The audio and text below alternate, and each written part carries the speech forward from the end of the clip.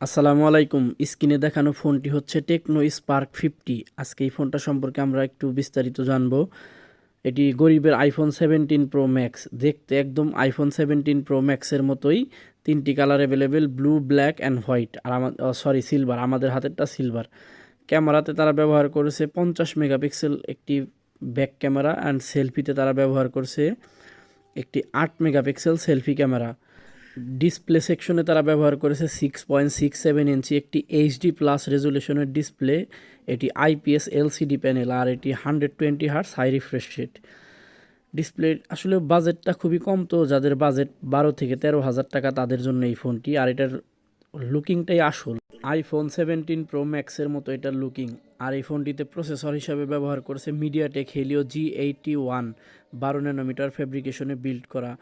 আর এটাতে 4 GB, 128 GB, 128 GB ভেরিয়েন্টগুলো available পেয়ে যাবেন।